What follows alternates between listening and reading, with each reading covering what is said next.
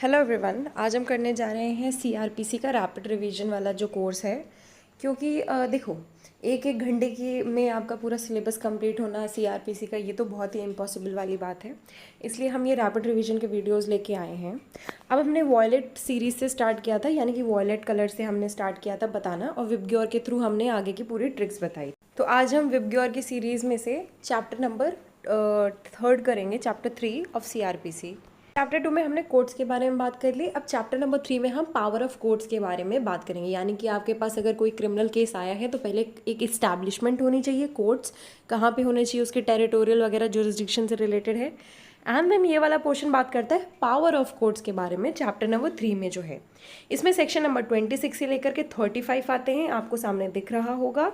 और अब चलिए स्टार्ट करते हैं हम इसके रिवीजन से। अब पावर ऑफ कोर्ट्स जानने से पहले हमें ये जानना होगा कि कौन कौन से कोर्ट्स के पास इसका जुरिसडिक्शन है। हाई कोर्ट के पास है और कोर्ट ऑफ सेशंस के पास है, ठीक है, आईपीसी के ऑफेंसेस को डील करने के लिए, या फिर कोई और ऐसा कोर्ट जो कि फर्स्ट शेड्यूल में बताया गया हो। फॉर एग्जाम्पल जेजे एक्ट से रिलेटेड स्पेशल कोर्ट्स होते हैं, ठीक है। तो 26 में बात हो गई है, और 27 में वही स्पेशल कोर्ट्स को आगे फॉरवर्ड करते हुए jurisdiction in cases of juveniles के बारे में बताया है कि जहाँ पे जुवेनाइल ने कोई हल्का ऑफेंस किया जो कि लाइफ और डेथ से पनिशेबल नहीं है, और अगर वो इंसान 16 साल से छोटा है तो उसको या तो सीजीएम चीफ जुडिशियल मजिस्ट्रेट खुद ट्राई करेंगे, या तो कोई स्पेशल कोर्ट जो कि फर्स्ट शेड्यूल में मेंशन्ड होगा, या सॉरी फर्स्ट शेड्यूल में नहीं, ये चिल्ड्रंस एक्ट में मेंशन्ड है कि कौन ट्राई करेगा। इसके बाद सेक्शन नंबर 28 और 29 दोनों में ये बताया गया है कि इनके पास कितनी पावर है, कितना कितना ये सेंटेंस दे सकते हैं। तो 28 में हाई कोर्ट और सेशंस जजेस के बारे में, यानी कि ये दोनों बड़े ऊपर लेवल के हैं।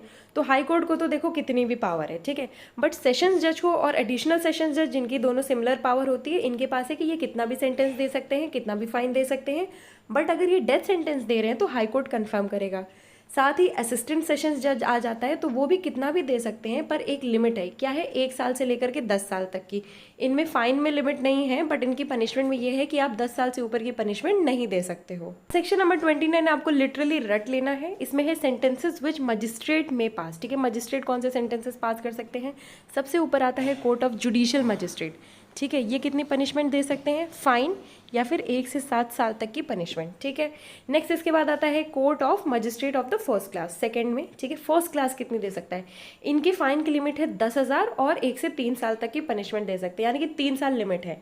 नेक्स्ट इसके बाद आते हैं सेकंड क्लास में 5,000 और 1 साल तक की लिमिट है। और फिर मजिस्ट्रेट्स कोर्ट का भी यही हो जाता है कि चीफ वाला देगा ऊपर वाली पनिशमेंट, यानी कि chief judicial magistrate, chief metropolitan magistrate, और फिर magistrate first class is equals to metropolitan magistrate. Similar punishments हो जाएंगी उनकी। नेक्स्ट इसके बाद सेक्शन नंबर 30 बहुत इंपॉर्टेंट हो जाता है। इसका एक क्वेश्चन प्री में बहुत ज़्यादा आता है कि जो टर्म है वो कितना होगा ऑफेंस का। तो देखो 1/4 होगा of the term of imprisonment which the magistrate is competent to inflict.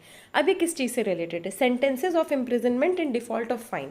अगर तुम फाइन नहीं दे पा रहे हो तो तुमको एक सेंटेंस मिल जाएगा, ठीक है, पर वो सेंटेंस जो है वो आपकी पनिशमेंट का नेचर नहीं सेट करेगा। यानी कि फ्यूचर में कोई बोलेगा अरे इसे जेल की सज़ा हुई थी, पर वो नहीं जेल की नहीं थी, वो फाइन की सज़ा थी। ये एक क्वेश्चन प्री में बहुत ज़्यादा पूछा जाता है।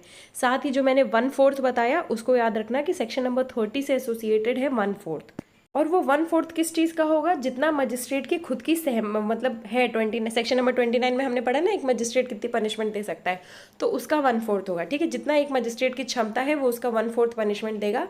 और ए वाले में लिखा हुआ है कि अकॉर्डिंग टू द मजिस्ट्रेट की एक तो पावर से वो एक्सेस नहीं होना चाहिए, ठीक है, सेक्शन नंबर 29 में। अब इसके बाद चलते हैं सेक्शन नंबर 31 में। देखो सेक्शन नंबर 30 मेंस के पर्पस से बहुत इंपॉर्टेंट है। ए वाला ये बताता है कि आप मजिस्ट्रेट की क्षमता देखोगे, और बी वाला ये बताता है कि मजिस्ट्रेट की क्षमता उस ऑफेंस से रिलेटेड देखोगे। ऑफेंस का हमें कहाँ पता चलता है? आईपीसी में। नेक्स्ट इसके बाद आते हैं section number 31 sentences in case of conviction of several offences at one trial, ठीक है। अब इसमें सेवरल ऑफेंसेज हैं, बहुत सारे ऑफेंसेज हैं, और एक ट्रायल में ही अगर उसको कन्विक्ट कर दिया जाता है तो जनरली क्या होता है? जनरली ये होता है कि आपकी एक पनिशमेंट खत्म होगी, फिर दूसरी पनिशमेंट स्टार्ट होगी, अनटिल एंड अनलेस जज ने ये बोला है कि ये साथ साथ में चलेंगे। अच्छा, ये तो जज ने बचाने वाली बात कर दी, ठीक है। नेक्स्ट इसके बाद क्या है? कॉन्जिक्यूटिव सेंटेंसेस जो होती हैं वो नेसेसरली क्या होती है? Not necessarily be in excess of punishment which it is competent to inflict on conviction of a single offence, ठीक है। जो कॉन्जिक्यूटिव सेंटेंसेस है वो ज़्यादा नहीं होने चाहिए।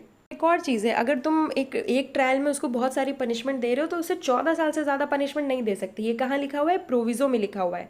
नेक्स्ट इसके बाद क्या है? एग्रीगेट पनिशमेंट जो होती है वो twice the amount of punishment which the court is competent to inflict for a single offence. ठीक है, एग्रीगेट पनिशमेंट उससे ज़्यादा नहीं होनी चाहिए, यानी कि दुगना कर दिया और उससे ज़्यादा होनी नहीं चाहिए। ठीक है, अब एक और चीज़ है, मान लो तुमने उससे अपील ले ली तो अपील के पर्पज़ से जो एग्रीगेट है उसको deem to be one punishment माना जाएगा। इसके बाद छोटी छोटी चीज़ें बचती हैं। 32 में है मोड्स ऑफ कन्फरिंग पावर। तुमने पावर तो बता दी, अब उसको कन्फर कैसे करोगे? ऑर्डर पास करके कन्फर करोगे। हाई कोर्ट और हाई कोर्ट पास करेगा, स्टेट गवर्नमेंट पास करेगी। नेक्स्ट 33 में है पावर्स ऑफ ऑफिसर्स अपॉइंटेड। ठीक है, जो गवर्नमेंट ऑफिसर्स अपॉइंटेड होते हैं वो वही पावर एक्सरसाइज करेंगे जो कि उस लोकल एरिया में उनको एज अ उनके टाइटल के अंडर करनी है। नेक्स्ट इसके बाद है section number 34, withdrawal of powers. ठीक है, हाई कोर्ट अगर पावर देगा तो उसको अपने हिसाब से विड्रॉ करेगा, स्टेट गवर्नमेंट देगी तो अपने हिसाब से, chief judicial magistrate district magistrate करेगा तो वो अपने हिसाब से विड्रॉ करेगा। नेक्स्ट एंड लास्ट इसमें आता है सेक्शन नंबर 35 जो कि बात करता है पावर्स ऑफ जजेस and magistrate exercisable bye there successors in office.